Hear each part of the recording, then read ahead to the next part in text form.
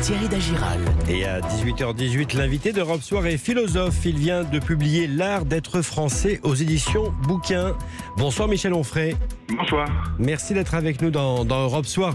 Une première question d'actualité. Vous êtes favorable au pass sanitaire. Quel regard vous portez sur l'opposition qu'il cristallise là en ce moment ? Je pense que moi, c'était plutôt, il fallait plutôt défendre le vaccin pour tout le monde. C'est une façon de dire, on n'impose à personne, mais si vous ne le faites pas, finalement, vous aurez des problèmes. D'où cette ubérisation de la police qui consiste à dire que les restaurateurs, les gardiens de piscine vont se transformer en policiers. C'est un peu n'importe quoi. Vous-même, vous êtes vacciné ? Oui, bien sûr. D'abord, moi, j'ai eu le Covid. Et ensuite, dès que ça a été possible, je me suis fait vacciner parce que, je suis un enfant de la République. Et à l'école, on m'a appris Pasteur, l'asepsie, l'antisepsie, la génération spontanée, la rage, etc. Et je trouve assez sidérant qu'aujourd'hui, on délire avec les vaccins en imaginant que les médicaments ne sont pas là pour soigner, mais sont là plutôt pour tuer. Donc, je défends les vaccins, bien sûr. Et justement, Michel Onfray, comment vous percevez ces rassemblements de plus en plus forts tous les week-ends, 166 000 le week-end dernier, anti-vax, mais pas que, dans les rues de France ? Je ne veux pas faire de prédiction, mais je pense que si Emmanuel Macron était anti-vax, il y aurait à peu près autant de gens dans la rue pour dire que le vaccin est nécessaire, qu'il faut les faire et qu'il faut les étendre à tout le monde, quoi. Ouais. Donc, je crois qu'il y a une espèce de mécontentement à l'endroit d'Emmanuel Macron qui fait qu'il cristallise. Alors, il y a eu les gilets jaunes, il y a maintenant les anti-vax, c'est pas exactement la même chose. J'entends dire que c'est le retour des gilets jaunes, ce que je ne crois pas. Mais il y a un vrai mécontentement. Il y a eu un nombre considérable de gens qui se sont abstenus lors des dernières élections. Il y a un mécontentement. Il se manifeste dès que c'est possible. Et tout ça est lié pour vous ? Oui, il n'y a pas de ligne claire chez Emmanuel Macron. Sont en même temps, fait qu'à une époque, vous disiez pas de masque et puis après masque obligatoire, pas de passe vaccinal et puis passe vaccinal. Une époque, le vaccin AstraZeneca était formidable, puis un jour on nous dit non pas du tout, vous pouvez le prendre, puis le lendemain on nous dit si vous pouvez le prendre à nouveau. Il y a juste à un moment donné, les gens ne croient plus Emmanuel Macron et disent les complotistes sont très heureux de pouvoir dire comment pourrait-on croire quelqu'un qui nous balade, qui nous trimballe depuis des années, mais enfin depuis des mois et depuis 1 an et demi maintenant. Mais est-ce que cet acte d'autorité d'imposer une vaccination sans le dire, comme vous l'avez dit, permet à une partie de la France de refaire société autour du devoir vaccinal finalement ? Vous savez, on ne crée pas une république avec un claquement de doigts, on recrée une république parce qu'elle est quand même pas en bon état, parce qu'on est un chef qui s'est cheffé, disons-le comme ça, c'est-à-dire parce qu'on est respectable et respecté. Quand on fait des choses du genre se faire photographier avec un doigt d'honneur aux Antilles, se faire filmer avec des youtubeurs qui font des galipettes dans l'Élysée, quand le président de la République dit « Ah putain », etc. Il y a un moment donné où vous n'êtes plus crédible quand vous donnez des ordres. Le chef doit être au-dessus de tout ça, il doit être respectable pour être respecté. Quand il n'est pas respectable, il n'est plus respecté. Quand sa parole n'est plus respectée, c'est un peu n'importe quoi. Donc on ne dit pas je refais une république comme ça en claquant les doigts, parce qu'on sait très bien que la république, c'est plus compliqué que ça à reconstruire. Il y a une espèce de post-68 hardisme, je dirais, qui consiste à dire que la liberté, c'est le pouvoir de faire ce qu'on veut, quand on veut, comme on veut. J'ai bien le droit. Souvenez-vous de Cyril Collard qui avait le sida et qui estimait qu'il avait bien le droit de coucher avec des gens sans préservatif. On confond, c'est pas la liberté, c'est la licence. La liberté, Rousseau disait que c'était l'obéissance à la loi qu'on s'est prescrite. C'est pas exactement la même chose. Et quand les gens revendiquent la liberté, ils se trompent, ils revendiquent la licence, c'est-à-dire le pouvoir de faire n'importe quoi. Donc je dirais aussi le pouvoir de violer, le pouvoir d'insulter, c'est une liberté. On marche sur la tête quand on estime que le caprice d'un enfant de 13 ans, ça s'appelle la liberté. Non, ça s'appelle pas la liberté, ça s'appelle la licence. Et nous sommes dans un régime de licence, sûrement pas dans un régime de liberté. Michel Onfray, que pensez-vous du niveau du débat public en France actuellement ? Le sénateur Claude Malhuret disait dans l'hémicycle de la Chambre haute, comme Zoro, Facebook et Twitter sont arrivés, la meilleure preuve des progrès de l'humanité, c'est qu'en 2500 ans, nous sommes passés de Socrate sur l'Agora à Francis Lalanne sur Facebook.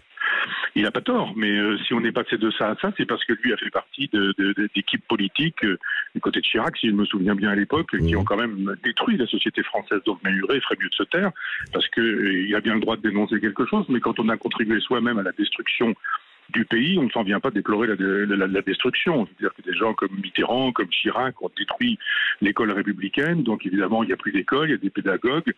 Et quand on n'enseigne plus rien à l'école, sauf des bêtises, l'art de vider ses poubelles ou de savoir ce que c'est qu'une transition écologique, et bien évidemment qu'on n'enseigne plus les vaccins, de sorte que les gens vont voir ce qu'est le vaccin sur Internet, et comme sur Internet il y a tout et n'importe quoi, l'école des gens aujourd'hui c'est plutôt Internet que la République. Michel Onfray, il y a eu l'allocution du président de la République à la mi-juillet. Quel doit être, à votre avis, si vous pouviez le conseiller éventuellement, qu'est-ce que vous lui diriez? Qu'est-ce qu'il doit faire à la rentrée pour rassembler ce pays? Si on joue le jeu, je dirais démissionner, quoi. Démissionner, remettre son mandat en jeu, expliquer que on va refaire une république, arrêter d'être là pour faire le jeu des banquiers mais pas des Français. C'est tout qui est à revoir déjà. Il a perdu toutes les élections qu'il a pu faire depuis qu'il est président de la République. À chaque fois qu'on perd une élection dans le régime républicain du général de Gaulle, on démissionne. Lui, quand il perd une élection, il reste. Que ce soit les municipales, que ce soit les régionales, que ce soit des élections intermédiaires. Il n'a pas réussi à obtenir une seule région aux dernières consultations électorales. On voudrait dans ces cas-là que soit le chef de l'État démissionne, soit il change véritablement de politique. Donc il change de Premier ministre, il fait la politique que les gens demandent. La République, c'est ça. Le peuple n'est pas au service du chef de l'État. Il n'a pas compris que c'était le chef de l'État qui était au service du peuple. Et si j'avais quelque chose à lui conseiller, ce serait de dire, écoutez ce que le peuple vous dit, ça fait bien longtemps qu'il ne veut plus de vous, allez-vous-en. Allez, autre sujet, Michel Onfray. Vous avez pris récemment la défense de la messe en latin dans une tribune au journal Le Figaro. Pourquoi l'athée que vous êtes tient-il tellement à la défendre ? Parce que je défends tout ce qui est patrimonial et que il y aurait par exemple une basilique du 9e siècle qu'on voudrait détruire pour y installer une tour d'immeuble, que je défendrais cette église, justement parce que je suis athée et que je suis d'une civilisation dans laquelle il y a du patrimoine. La messe en latin est un patrimoine. Moi, je ne crois pas en Dieu, je suis pas bigot, je suis pas calotin, je ne cherche pas Dieu, je n'ai pas envie d'être touché par la grâce, je ne cours pas après ça, je suis athée, très content d'être athée. Mais je défends tous les patrimoines, de la même manière que je défendrai Quand vous répétez régulièrement notre civilisation judéo-chrétienne, c'est ça? C'est notre culture commune? C'est ça. C'est-à-dire que nous sommes gréco-romains et judéo-chrétiens. C'est-à-dire il y a eu Athènes, puis il y a eu Rome, puis il y a eu Jérusalem, et puis il y a eu, on dira, disons Paris si on veut, quoi. Mais c'est une culture, l'Europe, et cette culture c'est la mienne. C'est la culture qui fait que on a eu Dante et on a eu Cervantes, on a eu Molière, on a eu Rabelais, on a eu Montaigne, on a eu Voltaire, on a eu mais aussi Lully, mais aussi Bach, mais aussi Mozart. Et ça aussi, c'est patrimonial. Donc vous pourriez encore écrire aujourd'hui ce fameux traité d'athéologie d'il y a très longtemps. Ah mais bien sûr. Ah mais bien sûr. Je ne retire aucune ligne à mon traité d'athéologie. J'ai d'ailleurs écrit dans le traité d'athéologie que j'en avais contre les agenouilleurs et pas contre les agenouillés. Donc moi, quelqu'un qui croit en Dieu ne me gêne pas. Quelqu'un qui croit en Dieu qui me dit que je suis obligé d'y croire et de croire au même Dieu que lui, alors ça me gêne. Donc c'est le prosélytisme qui me gêne. La messe en latin n'est pas une messe prosélyte. Tant qu'on ne vient pas me chercher pour y assister, je défendrai la messe en latin. Vous savez, tout le monde se cause de ce mot de Voltaire, enfin, attribué à Voltaire, on dit je ne suis pas d'accord avec vous, mais je me battrai tout le temps pour que vous puissiez exprimer votre propos. Tout le monde le dit, mais personne ne le fait. Moi, je dis, effectivement, je ne suis pas d'accord avec vous, encore que je ne suis pas croyant, je n'ai pas la foi.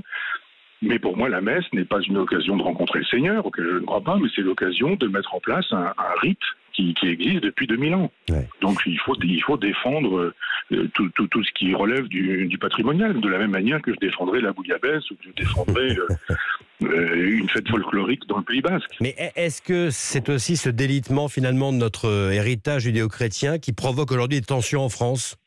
Oui, parce qu'il n'y a plus de point de repère. C'est-à-dire, on détruit les villages, on détruit les communautés sous prétexte qu'elles sont fascistes, pétinistes, vichistes. Le campagnard, c'est un plouc. Regardez toutes les publicités qui mettent en scène qui permettent de vendre des fromages, c'est tous des crétins bien blancs, des abrutis ahuris, bedonnants. Donc il y a une espèce de haine de tout ce qui est rural, de tout ce qui est provincial, de tout ce qui est ancien, ancestral, de tout ce qui est patrimonial, justement, parce qu'il faudrait être moderne. Il faudrait être moderne, c'est-à-dire cosmopolite, universaliste, de nulle part, de partout, connecté, branché, etc. Donc effectivement, quand on veut un homme nomade, eh bien on a un homme sans racines, ça veut dire qu'intellectuellement, on a aussi des hommes sans racines, c'est-à-dire sans fondement intellectuel. Je me sens en pleine forme encore, Michel Onfray. Une question sur 2022, rapidement. Éric Zemmour envisagerait de se présenter. Est-ce que vous approuvez sa démarche? Je sais que vous lui parlez souvent, vous le voyez. Vous en avez parlé avec lui? Oui, on en a parlé. Moi, je suis un homme de gauche, donc je lui ai dit qu'il faudrait qu'il muscle son bras gauche et qu'il y ait un peu plus de peuple dans son projet, parce que je trouve que quand on veut rassembler les Français, on ne peut pas mobiliser la moitié des Français, et encore une partie de la moitié des Français. Moi, je suis assez gaulien et de gauche, et je pense qu'on peut très bien être dans une logique de rassemblement, mais il faut rassembler tout le monde. Donc les concessions faites à la droite, oui, mais il faut faire des concessions à la gauche aussi. Il sera candidat pour vous? Ça paraît assez clair. Je sais pas, il y a eu un reportage dans Paris Match qui donne les noms, les gens, qui fait quoi. Il est en train de prendre des cours accélérés d'économie. Il vous a dit j'y vais? Non, il n'a pas dit. Non. Non, mais je suis pas assez intime pour qu'il me le dise, mais il a dû le dire à quelques-uns. Si Loïc Le Floch-Prigent donne des leçons d'économie à Éric Zemmour, c'est qu'il a l'intention d'y aller, je pense. Michel Onfray, dernier livre paru, L'art d'être français aux éditions Bouquin. Un grand merci à vous, Michel. C'est moi qui vous remercie. Merci. Bonne fin de journée. Au revoir. Au revoir.